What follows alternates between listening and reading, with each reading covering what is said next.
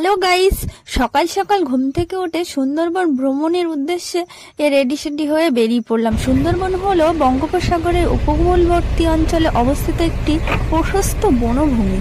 ভারতের পশ্চিমবঙ্গ রাজ্যের দুই জেলায় এটি অবস্থিত, উত্তর 24 পরগনা এবং দক্ষিণ 24 পরগনা জুড়ে বিস্তৃত।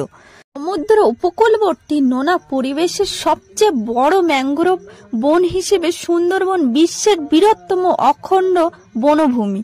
প্রতি বছর এখানে দেশি বিদেশি পর্যটকরা আসেন ইউনেস্কো ঘোষিত বিশ্ব ঐতিহ্যবাহী স্থানটি দেখতে। সুন্দরবনের প্রাণী বৈচিত্র্যের মূল আকর্ষণ হলো রয়্যাল বেঙ্গল টাইগার। জানো তো বন্ধুরা, আমার এই ভিডিওটা অনেকদিন আগেই তোলা ছিল, বাট এডিট করার অভাবে আমি এটা পোস্ট করতেই পারছিলাম না। আজকে মনে হলো যে এডিট করতে বসি, তোমাদের সাথে শেয়ার করি। আমরা গেছিলাম 14 নভেম্বর সুন্দরবন বোট ভেরিফিকেশনের জন্য। ডেট ছিল 15ই নভেম্বর পর্যন্ত, বাট আমরা 14 নভেম্বর গেছিলাম। আর এই দেখো, একটা ছোট্ট নৌকায় করে এরা যাচ্ছে। এখানে সুন্দরবনের মানুষ এইভাবেই জীবিকা নির্বাহ করে। এরকম ছোট ছোট নৌকা করে মাছ ধরতে যায়, মাছ কাঁকড়া ধরে সেইগুলো বিক্রি করে তারা সংসার চালায়। চলে এসছি, বাঘটা আমাদেরকে ওয়েলকাম জানাচ্ছে। যাই হোক, আমরা এসছি ঝিঙাখালি বিট। আর আমি তো সব গাছের নাম জানি না, ওই জন্য বাবা আমাকে দেখিয়ে দিচ্ছিল এই গাছের এই নাম হয়, ওই গাছের ওই নাম, তো এই সব আর কি চলছিল। তারপরে সামনে পড়লো মন্দির। আমাদের এখানে আর কি যত স্পট আছে, যত ঝিঙাখালি, দোবাকি, সজনেখালি, সুদর্ণখালি, সব জায়গায় এরকম মন্দির আছে। আমি প্রণাম করে নিলাম, তারপরে আবার ঘুরতে শুরু করলাম। আর দেখো কত সুন্দর ফুলের বাগান। সুন্দরবনের ঐতিহ্য হলো, আগে সুন্দরবনকে ভালোবাসতে হবে, সুন্দরবনের ঐতিহ্যকে ভালোবাসতে হবে, তারপর তো সুন্দরবনে আসবেন, তারপর তো আপনার ভালো লাগবে। আর এটা হলো ওয়াচ টাওয়ার। এটাতে উঠলে আপনি দেখতে পাবেন এখানে যেসব পশু পাখি প্রাণী আছে, ওয়াচ টাওয়ারে উঠলে ভালোভাবে দেখা যায়। এখানে দোলনাও ছিল, আমি একটু দোলনা চড়ে নিলাম, তারপরে আবার ঘুরু ঘুরু শুরু করে দিলাম।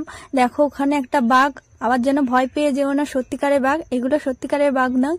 আর এখানে এই বাঘটার সাথে আমি একটু পোজ দিচ্ছিলাম যে কিভাবে পোজ দিলে ভালো হয়, অনেকগুলো ছবি উঠেছিলাম। তারপরে আবার ঘুরতে শুরু করলাম। এবার যাব ওয়াচ টাওয়ারে উঠবো। ওয়াচ টাওয়ারে উঠে একটু দেখুন, জাস্ট ভিউটা দেখুন, জাস্ট অসাম, ওয়াও। আর ওই যে দূরে পুকুর মতো একটা দেখা যাচ্ছে, ওখানেই কিন্তু বাঘ বা হরিণ সব জল খেতে আসে। ওখানে কিন্তু মিষ্টি জল, চারিদিকে নোনা জল থাকলেও ওখানটাই মিষ্টি জল। বন্ধুরা, তোমরা আমাকে অনেকেই ইনবক্সে মেসেজ করেছো সুন্দরবন ভ্রমণের জন্য, কন্ট্যাক্ট নম্বর চেয়েছো, বাট আমি তখন দিতে পারিনি। এমবি জয়মা তারা ট্রাভেলস যোগাযোগ করতে এই নম্বরটি আমি স্ক্রিনেও দিয়ে দেবো। আবার বলছি 9933811823, আরেকটি নম্বর 9339613003, এই নম্বর দুটিতে যোগাযোগ করতে পারেন। আবার আমি স্ক্রিনে দিয়ে দেবো। আর দেখুন, ঘুরতে ঘুরতে এখানে দেখলাম ওনারা মাছ ধরছে। এখানে যারা অফিসার থাকে তারা খাওয়া দাওয়া করে আর কি। গিয়ে দেখি অনেকগুলো ভেটকি মাছ পড়েছিল, আবার দেখি পার্শে মাছও ছিল। তারপরে আমরা আবার ঘুরতে শুরু করলাম, দেখলাম মাছগুলো কিছু কিছু নিয়েছে, আবার ছেড়ে দিয়েছে। আর সুন্দরবনে এসছি, সুন্দরী গাছ না দেখলে হয়, ওটাই ছিল সুন্দরী গাছ। যাই হোক বন্ধুরা, তোমরা খুব কম খরচের মধ্যে এই বোটটিকে পেয়ে যাবেন।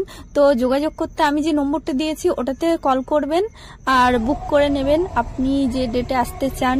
আর সুন্দরবন এই যে ভ্রমণের আমি যে ভিডিওটি করলাম, আপনাদের কেমন লাগলো সেটা অবশ্যই কমেন্ট করে জানাবেন। আরও বন্ধুদের কাছে শেয়ার করবেন বেশি বেশি করে। এবার আমরা ফিরছি।